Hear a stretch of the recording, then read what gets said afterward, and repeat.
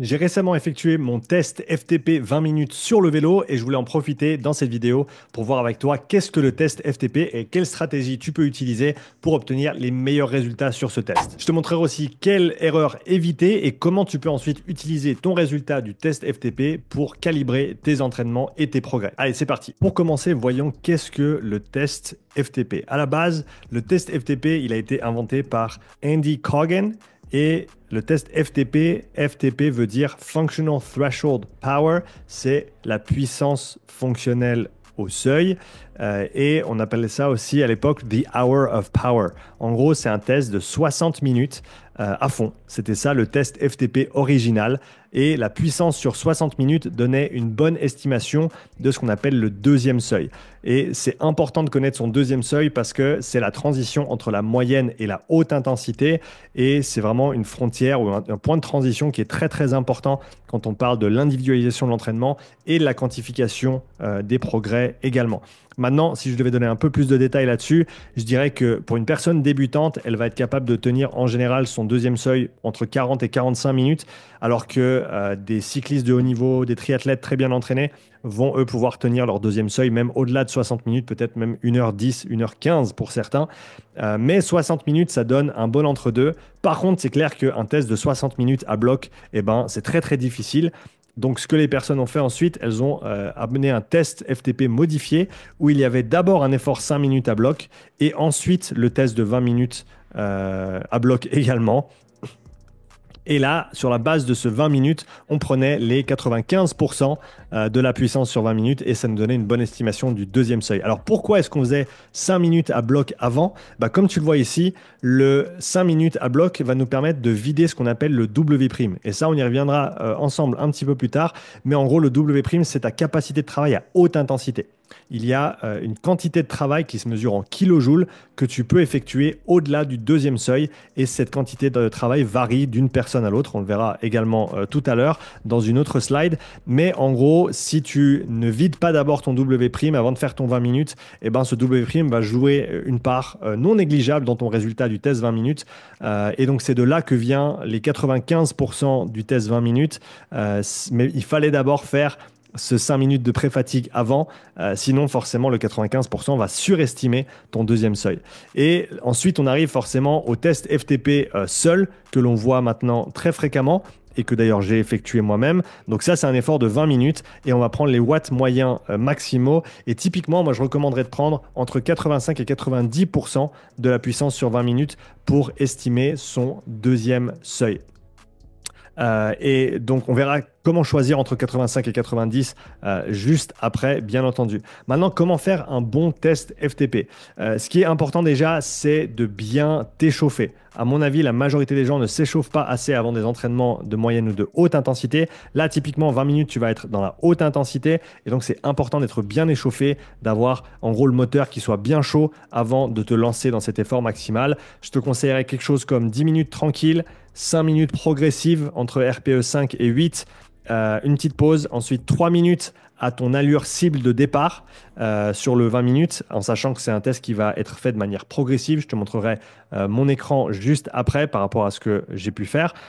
Et ensuite, tu vas partir, une fois que tu es bien reposé, une fois que tu es bien échauffé, tu vas partir sur ton corps de séance sur le test 20 minutes FTP. Et si tu le souhaites, tu peux rajouter un peu de volume additionnel après, ou en tout cas une bonne 10 minutes de récupération active. Ça ne te fera pas de mal.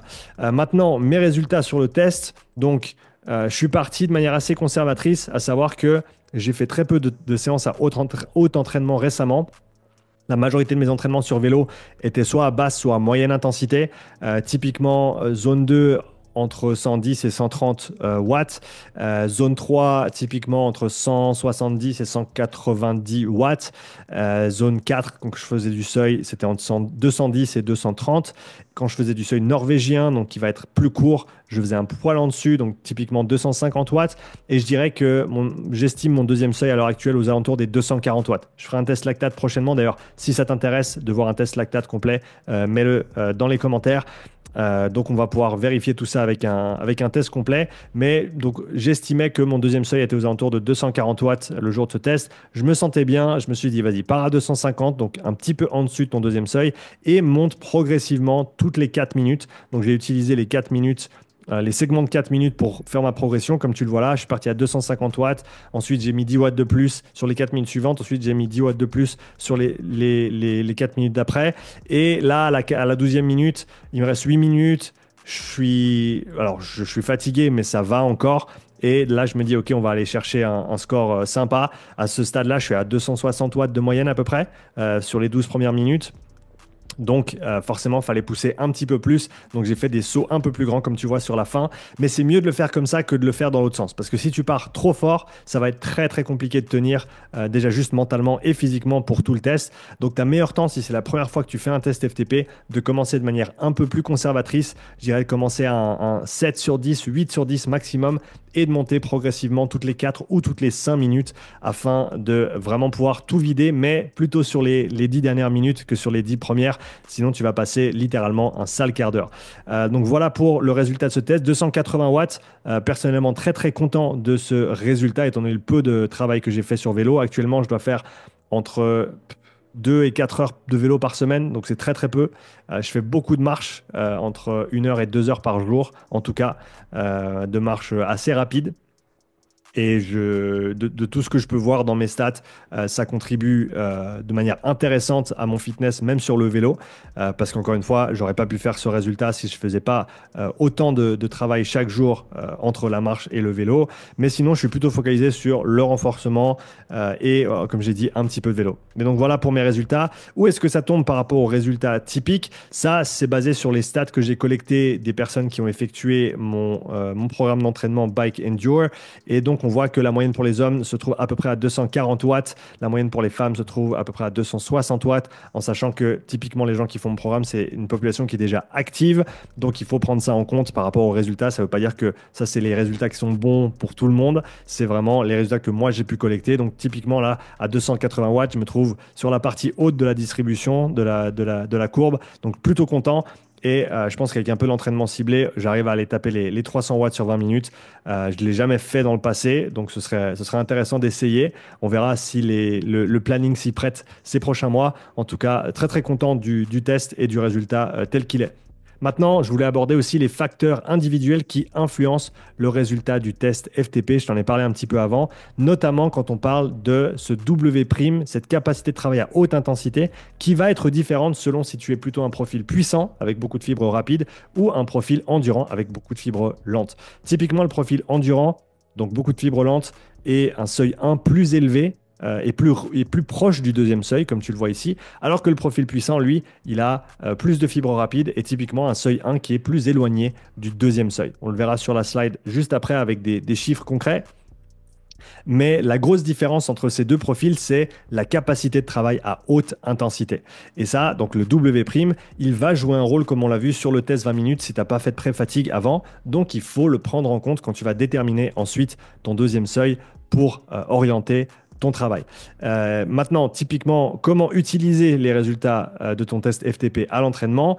Donc, le test FTP, il se trouve, ou la puissance 20 minutes va se trouver dans la haute intensité, juste en dessus du deuxième seuil. Les zones d'entraînement vont typiquement s'organiser de la manière suivante. Zone 2, en dessous du premier seuil. Zone 3, sur la portion basse de la moyenne intensité. Zone 4, sur la portion haute de la moyenne intensité. Et zone 5, VO2 max, sur forcément cette portion de haute intensité qu'on voit ici. Maintenant, qu'est-ce qu'on va faire avec nos résultats? On peut utiliser des pourcentages du deuxième seuil. Et comment est-ce qu'on arrive au deuxième seuil avec ce test FTP? Moi, je conseillerais de prendre, comme j'ai dit tout à l'heure, entre 85 et 90% de ta puissance 20 minutes pour estimer ton deuxième seuil. Le deuxième seuil, je te rappelle, c'est la transition entre un travail qui est soutenu, mais soutenable, et un travail qui commence à vraiment devenir difficile et qui engendre une fatigue considérable. Et je te dirais que si tu es plutôt un profil puissant, prends plutôt 85% de ta puissance 20 minutes pour estimer ton deuxième seuil. Et si tu es plutôt un profil endurant, tu peux prendre 90% de ta puissance sur 20 minutes pour estimer ton deuxième seuil. Et à partir de là, tu peux prendre les pourcentages qui sont notés en dessous, c'est-à-dire entre 85 et 95%, voire 100% même pour ton travail de seuil, entre 95 et 85% pour ton travail de tempo. Et au-delà forcément du 100% de ton deuxième seuil pour le travail de VO2 max. Plus le travail de VO2 max est fractionné, plus tu vas le faire à un haut pourcentage de ce deuxième seuil. Maintenant, pour ce qui est de l'endurance fondamentale, Comme on l'a vu avant, selon si tu es un profil puissant ou un profil endurant, typiquement ton premier seuil va se trouver plus ou moins loin de ton deuxième seuil. Donc, comment on peut réfléchir à ça? Si on estime ici que la puissance critique est l'équivalent du deuxième seuil, je sais que c'est une approximation, mais pour le but de cette vidéo, ce sera suffisant. Donc, disons que puissance critique, c'est le deuxième seuil.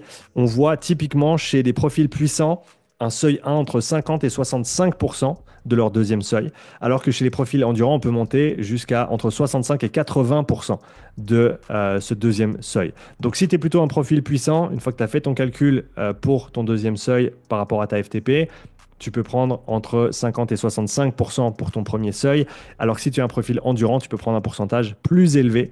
Et forcément, plus tu es entraîné en endurance, plus tu vas pouvoir prendre sur le haut de cette fourchette et moins tu es entraîné en endurance et plus tu vas vouloir être conservateur et plutôt prendre le bas de cette fourchette. Parce qu'au final, on n'a pas vraiment d'avantage à être agressif avec notre interprétation. C'est mieux d'être conservateur, autant sur le seuil 2 que sur le seuil 1, parce que finalement, le but, c'est de vraiment bien comprendre quel type de réponse physiologique on va engendrer sur le corps avec nos entraînements.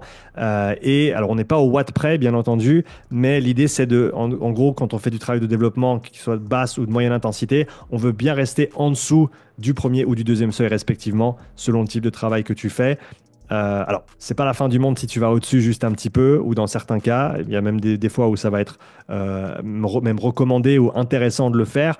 Mais typiquement, cette approche nous permet d'être cohérent avec nos intensités d'entraînement, avec l'individualisation des intensités également, et de faire un travail qui va voilà, avoir du sens par rapport à notre profil et par rapport à nos résultats.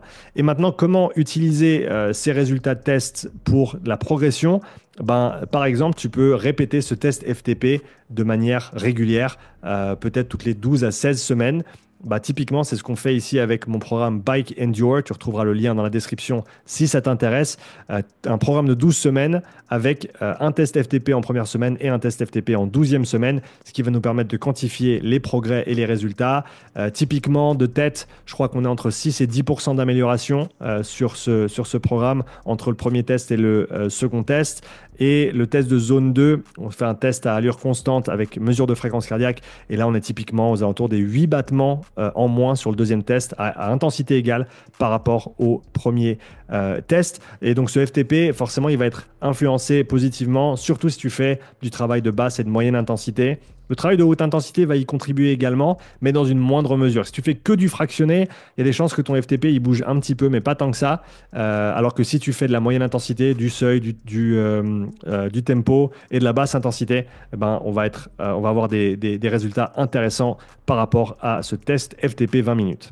Merci d'avoir regardé cette vidéo. Si tu veux en voir plus des comme ça, laisse-moi un commentaire dessous et n'hésite pas à la partager avec tes collègues. Je me réjouis aussi de lire tes questions en commentaire et on se voit dans la prochaine. À bientôt. Ciao.